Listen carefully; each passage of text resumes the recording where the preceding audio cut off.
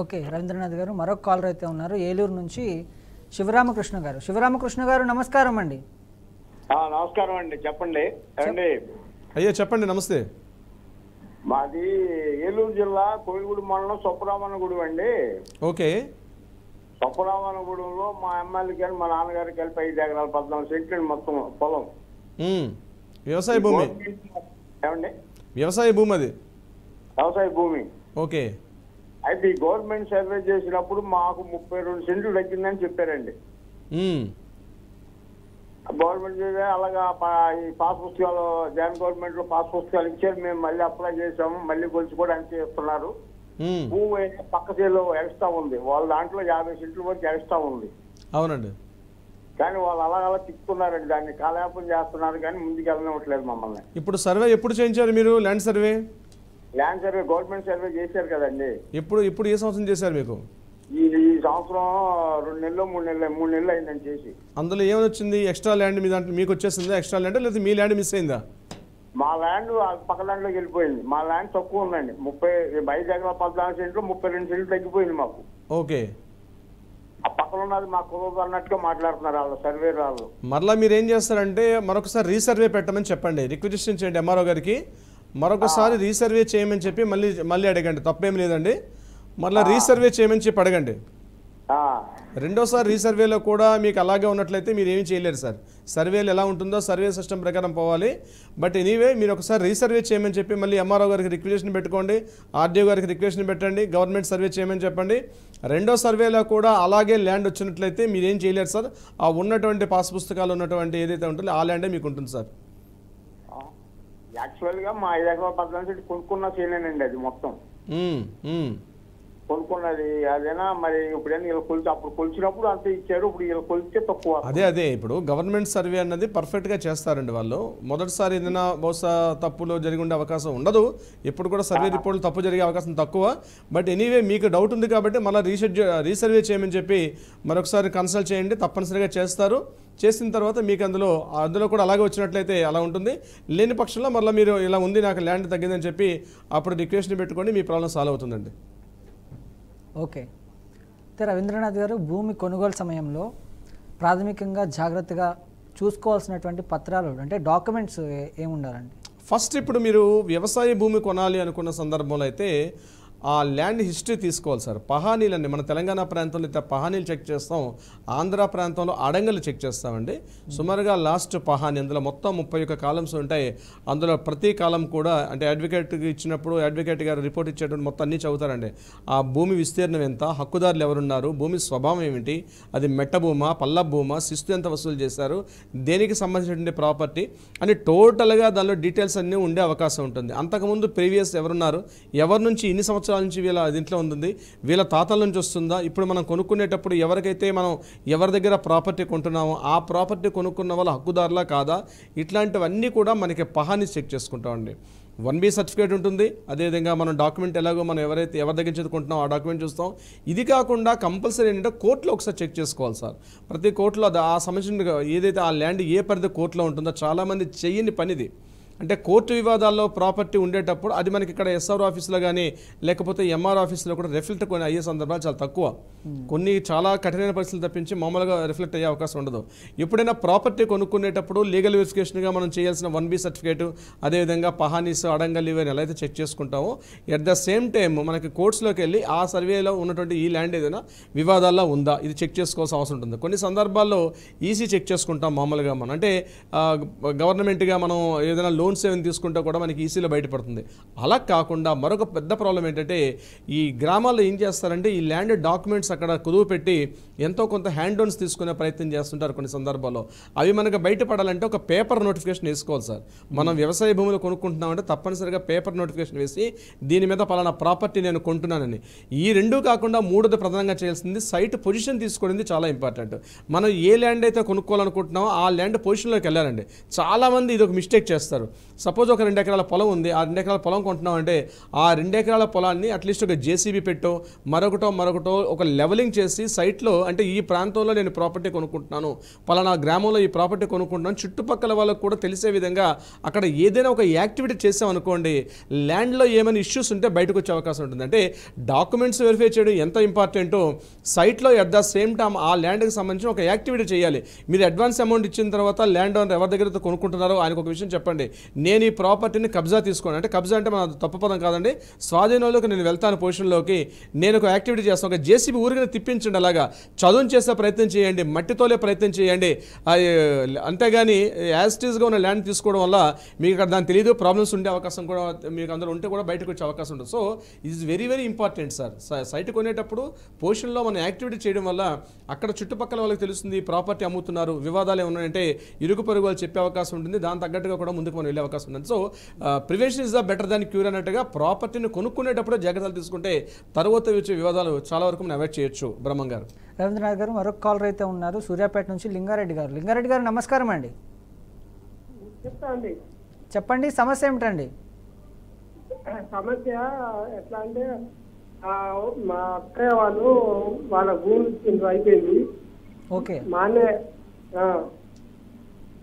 చెప్తుందండి. చెప్పండి సార్ వింటున్నా. మా అన్నయ్య గారికి భూమి ఇచ్చిండ్రు. అయితే తల్లి పేరు మీద ఎకరం ఉందండి, 40 గుంటలు. ఎవరికి ఇచ్చారండి ప్రాపర్టీ? కాబట్టి బిడ్డకి ఇచ్చిండ్రు, కొడుకుకి ఇచ్చిండ్రు, కోడలు. ఆ ల్యాండ్ ఎవరిది? ల్యాండ్ వెంకటరెడ్డి గారు అని మా వాళ్ళది. అయితే ఏంటంటే వెంకటరెడ్డి గారు చనిపోయారు, భార్య పేరు మీద సుగుణమ్మని ఆ పేరు మీద ఎకరం ఉంది. ఆ ఎకరం భూమి మా అమ్మ భూమి నాకే రావాలని ఆ కోర్టులో వేసింది. అయ్యో మీరు క్లియర్గా చెప్పట్లేదు. ఇప్పుడు ఆ ప్రాపర్టీ ఎలా వచ్చిందో వారికి, అంటే వాళ్ళకి వారసత్వంగా వచ్చిందా లేకపోతే ఆయన కొనుక్కున్న ప్రాపర్టీ మీ మామగారు? దానికే కోర్టులో వేస్తారు, కోర్టు అని పోతుండ్రు. అయితే కోడలు ఏమవుతుందంటే నేను కొంచెం జాగ్రత్త చేసిన కాబట్టి నాకే వస్తుందని ఆమె అంటుంది. అలా కాదండి. ఇప్పుడు మీరు నాకు ఒక విషయం క్లారిటీ ఇవ్వండి. ఆ ప్రాపర్టీ వారసత్వంగా వచ్చిందా లేకపోతే అతను కొనుక్కున్న ప్రాపర్టీ మీ మామగారు? కాదు, తల్లి వారసత్వంగానే. ఎన్నో జనరేషన్ అండి, అంటే ఎన్నో తరం అది? ఎన్నో తరం అది అంటే తల్లి నుంచి కూతురుకా లేకపోతే ఆ తల్లిగారికి ఇంకొక తల్లిగా వాళ్ళ తల్లిగారి నుంచి వచ్చిన ప్రాపర్టీయా? కాదు, తల్లి సునమ్మ గారని ఆమె బిడ్డకి వస్తుంది, నాకే ఉండాలి బిడ్డలకే వస్తుందని తల్లి భూమి. కోడలేమో పెద్దగా తీసుకుందాం అంటుంది. అయితే ఈయనట్లే మా అమ్మ భూమి కాబట్టి నాకే ఉండాలని అంటుంది. నేను కొంచెం జాగ్రత్త చేయట్లేదు కాబట్టి నాకు సగం రావాలని ఆమె పోతుంది. కోర్టుకు పోతాం. ఇప్పుడు ఆల్రెడీ ఆ వివాదం కోర్టులో ఉందా? ఓకే రవీంద్రనాథ్ గారు, లింగారెడ్డి గారు మీకు షో తర్వాత మా లీగల్ టీం మీకు కాల్ చేస్తారు. మరొక కాలర్ అయితే సిద్ధంగా ఉన్నారు. రవీంద్రనాథ్ గారు తిరుపతి నుంచి కాలర్ అయితే ఉన్నారు. నమస్కారం అండి. నమస్కారం అండి, నా పేరు రాజశేఖర్, తిరుపతి అండి. ఓకే చెప్పండి సమస్య ఏమిటండి? సమస్య, మాకు అమ్మ నాన్న ఉన్నారండి. ఓకే, మా అమ్మ తరపున అంటే మా అమ్మకి వాళ్ళ నాన్న అంటే మా తాతగారు అమ్మ నాన్న ఆయన గిఫ్ట్ డీడ్ గా మా అమ్మగారికి రాస్తారండి. ఓకే, మా అమ్మగారికి 4 పిల్లలండి.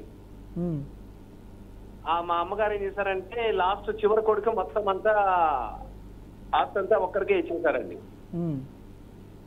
ఇప్పుడు మొదటి 3 పిల్లలకి మాకు మొదట పెద్ద కొడుకు, రెండో కొడుకు, కూతురికి హక్కు ఉంటుందా ఉండదండి?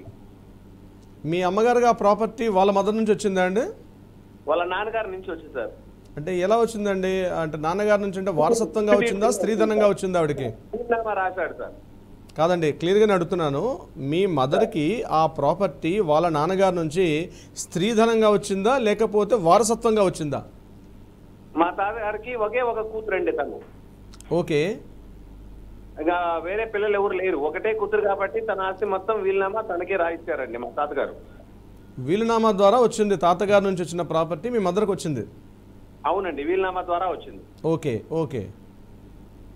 అటువంటి సందర్భంలో మీకు హక్కు ఉంటుందండి. మీరు వారసులుగా, మీరు థర్డ్ జనరేషన్గా మీకు హక్కు ఉంటుంది. అంటే వారసత్వ రూపంగా ప్రాపర్టీ మీకు వచ్చినప్పుడు మీ మదర్ ఒక్కరికే రాసే అవకాశం ఉండదండి. మీరు కోర్టులో ఇమీడియట్గా దాని మీద ఛాలెంజ్ చేసి పార్టిషన్ సూట్ వేసుకుంటే కోర్టు మీకు న్యాయం చేస్తుందండి. ఆ ల్యాండ్ సంబంధించిన డాక్యుమెంట్లు, మీరు మీ మదర్కి సంబంధించినటువంటి మీ మదర్కి మీకు ఉన్నటువంటి అంటే నేను మీకు కొడుకు అన్నట్టుగా ఉన్నటువంటి ఏవైనా డాక్యుమెంట్స్, అదేవిధంగా ఆ ప్రాపర్టీ ఏదైతే డాక్యుమెంట్ ఎలా వచ్చిందో ఆ డాక్యుమెంట్ అన్న విషయం కూడా మీ దగ్గర ఉంటే ఇవన్నీ సబ్మిట్ చేసుకుని మీరు తిరుపతి కోర్టులో మీరు హానర్ చేసినప్పుడు మీకు అనుకూలంగా వచ్చే అవకాశం ఉంటుంది. వారసత్వంగా వచ్చిన ప్రాపర్టీ ఏది కూడా పిల్లలు ఏ ఒక్కరికో రాసే హక్కు ఆ తల్లికి ఉండదండి. తల్లి అయినా సరే తండ్రి అయినా సరే ఒక్కరికి ఇచ్చే ఆ హక్కు లేదండి. అది వారసత్వంగా అందరికీ వస్తుంది దానికి సంబంధించినటువంటి విషయాలు.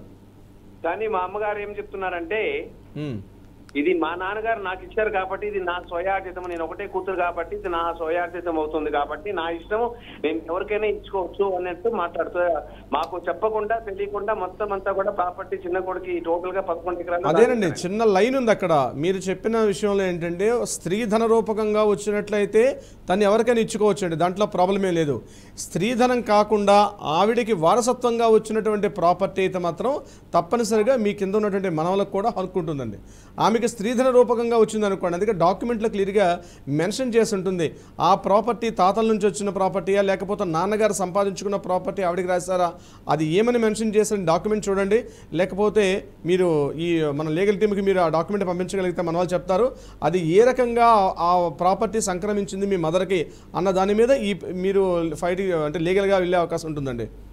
అంటే ఇక్కడ స్త్రీధనం అంటే అర్థం కాలేదు. స్త్రీధనం అంటే సార్ స్త్రీధనం అన్నది అంటే మీ ఇప్పుడు సపోజ్ ఏదైనా మహిళ ఉందనుకోండి, మహిళకి స్త్రీధనం అని ఉందో, ఆ స్త్రీధనం ఎలా వస్తుందంటే కొన్ని సందర్భాల్లో ఆమెకి గిఫ్ట్ వస్తుందండి. అంటే వాళ్ళ పుట్టింటి వారి తరపు నుంచి పసుపు కుంకుమల నిమిత్తం మీకు ఇంత ఇస్తున్నాం అని చెప్తారు, అది స్త్రీధనంగా అవుతుంది. లేదా పెళ్లిలో కొంతమంది ప్రాపర్టీలు రాస్తారు, అమ్మాయికి పెళ్లి చేస్తున్నాం అని చెప్పి వాళ్ళ మేనమామలో ఇతరత్ర ఏం చేస్తారంటే పసుపు కుంకుమల నిమిత్తం అని చెప్పి రాసిస్తారండి. మరికొంతమంది పెళ్లిలో వచ్చిన ఖర్చులు ఉంటాయి చూసారా, కొన్ని కవర్లలో గిఫ్ట్ కవర్లో కూడా పెట్టిస్తారు బ్రహ్మంగారు, అది కూడా స్త్రీధనం. వాటి మీద కూడా భర్తకు ఎటువంటి హక్కు ఉండదు. స్త్రీధనం అంటే ఆమెకి గిఫ్ట్ రూపకంగా వాళ్ళ పేరెంట్స్ కానీ వాళ్ళ మేనమామలు కానీ స్నేహితులు కానీ బంధువులు కానీ అది వస్తు రూపంలో కావచ్చు, స్థలాల రూపంలో కావచ్చు, బంగారు రూపంలో కావచ్చు, ఏ ఇతరత్ర ఇచ్చిన అన్ని కూడా స్త్రీధనం అని దాన్ని మనం చెప్పడం జరుగుతుంది లీగల్గా చట్టాల్లో. అంటే ఇప్పుడు వాళ్ళ నాన్నగారు ఏం చేశారంటే వాళ్ళ ముగ్గురు అన్నదమ్ములు ఈమెకు ఒకటే కూతురు కాబట్టి తన ఆస్తి మొత్తము తన కూతురికే చెందవాలి. అదే ఇప్పుడు నేను మీకు చెప్పింది మీరు అర్థం చేసుకోలేదు సార్. మీ మదర్కి మీ నాన్నగారు అంటే వాళ్ళ నాన్నగారు రాశారు, నాన్నగారు ఆయన సంబంధించిన ప్రాపర్టీ రాశారా, నాన్నగారికి తాతల నుంచి వస్తున్న ప్రాపర్టీ రాశారా, అది ఇంపార్టెంట్ అక్కడ. ఇప్పుడు మా నాన్న అంటే మా అమ్మ వాళ్ళ నాన్న అంటే మాకు తాత అవుతారు కదా, మీ తాతగారికి ఆ ప్రాపర్టీ ఎలా వచ్చింది? అందులో ఆయన కష్టార్జితం కొంత ఉన్నది, పూర్వీకుల ఆస్తి కొంత ఉన్నది. కష్టార్జితమైన ప్రాపర్టీ అమ్మకు రాసినప్పుడు అమ్మ ఆ ప్రాపర్టీని ఎవరికైనా ఇచ్చుకునే హక్కు ఉంటుందండి. ఇది వారసత్వ రూపంగా వచ్చిన ప్రాపర్టీ కాదు. అలా కాకుండా వాళ్ళ అంటే మీ తాతగారికి ఆ ప్రాపర్టీ వారసత్వంగా వచ్చిన సందర్భంలో తప్పనిసరిగా ఆ ప్రాపర్టీ కింద వారికి కూడా వారసులకు హక్కు ఉంటుందండి. అది ఆ రెండు తేడా ఉంటుందండి అక్కడ. అంటే ఇప్పుడు మా తాతగారు కష్టపడి సంపాదించింది కూతురికి ఇచ్చేస్తే అప్పుడు మాకు హక్కు ఉండదా సార్? మీకు ఉండదండి, మీకు ఉండే అవకాశం లేదండి. అప్పుడు అది మా తల్లి గారి స్వయార్జిత కింద లెక్క వస్తుందా? అవునండి, మీ తల్లి గారికి స్వార్జితం కిందకు వస్తుంది అన్నమాట ప్రాపర్టీ. ఓకే.